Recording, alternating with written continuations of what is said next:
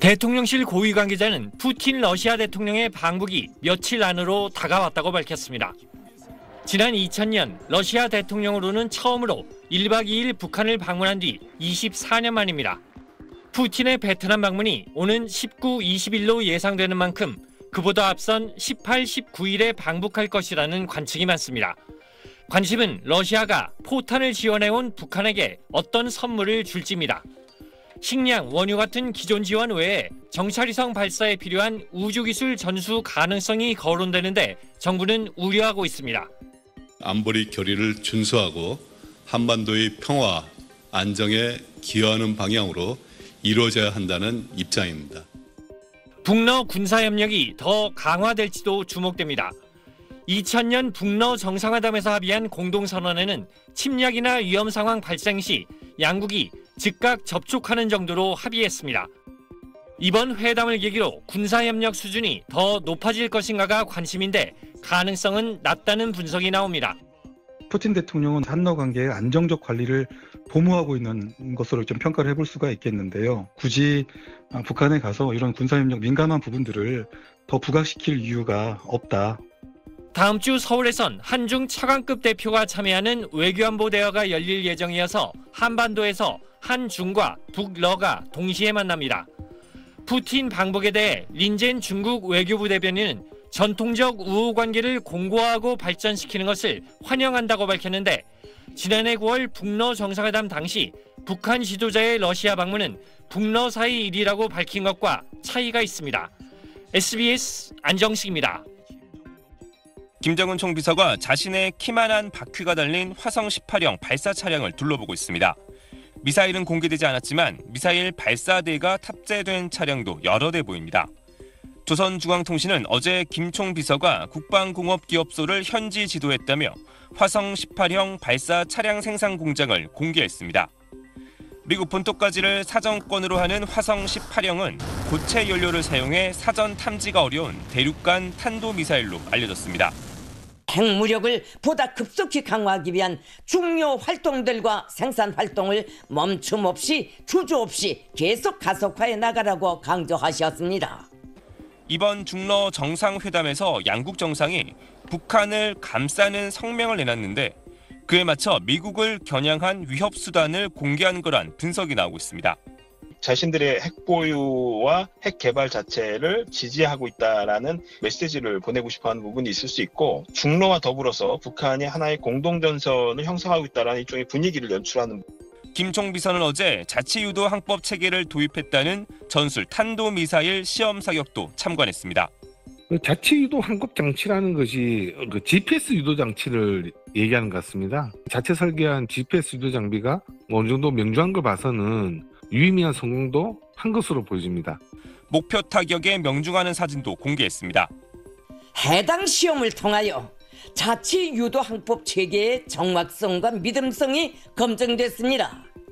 그는 어제 북한이 시험 발사한 단거리 탄도미사일 중 일부는 목표 타격을 지나 동해상에 떨어진 걸로 분석했습니다. SBS 최재영입니다. 지난주 하와이에서 열린 태평양 지상군 심포지엄, 크리스토퍼 라니브 주한 미 8군 사령관이 북한 미사일의 공격 범위를 그래픽으로 설명했습니다.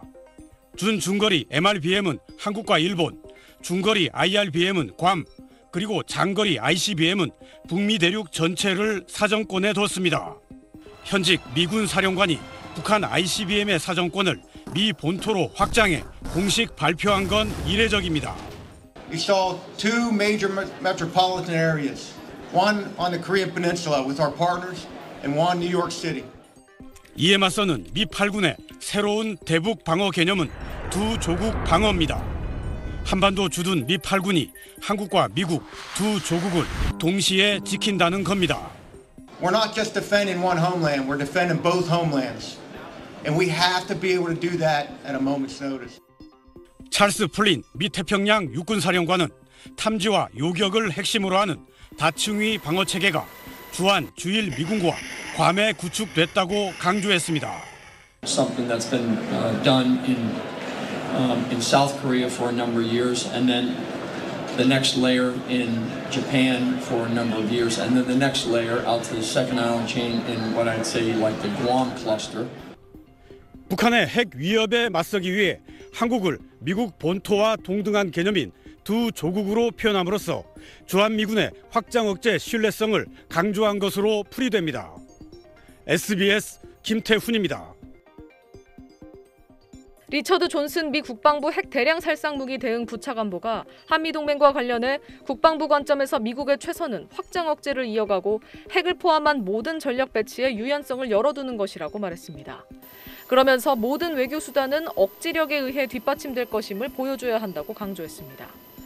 존슨 부차관보의 이 발언은 국립외교원과 미 전략국제문제연구소가 현지 시간 10일 미 워싱턴 DC에서 공동 주최한 한미동맹 강화 대화 세미나에서 나왔습니다. 최근 미 NSC 핵심 관계자들이 잇따라 핵 확장 가능성을 공개적으로 언급한 데 이어 핵을 실제 운용하는 국방부 당국자에게서도 같은 취지의 발언이 나온 겁니다. 지난 7일 프라나이 바디 백악관 NSC 군비 통제 군축 비확산 담당 선임보좌관은 밀착하는 북중러를 겨냥해 이들이 핵 위협 줄이기에 협조하지 않으면 미국은 몇 년 내 핵무기 배치를 늘려야 할 수 있다고 언급했습니다. 제이크 설리번 국가안보보좌관도 최근 CBS와의 인터뷰에서 핵 확장 가능성을 논의 테이블에 올려놓으라는 전문가 그룹 등 초당적 요구에 귀 기울일 것이라고 했습니다.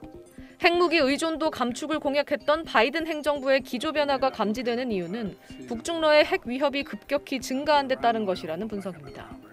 우크라이나 전쟁 과정에서 전술핵 사용 가능성을 시사해온 러시아는 지난해 미국과 체결한 핵무기 통제 조약인 신전략무기 감축 협정 참여 중단을 선언했고, 중국은 현재 보유한 약 500기의 핵탄두를 2030년까지 1000기 이상으로 확대할 가능성이 큽니다.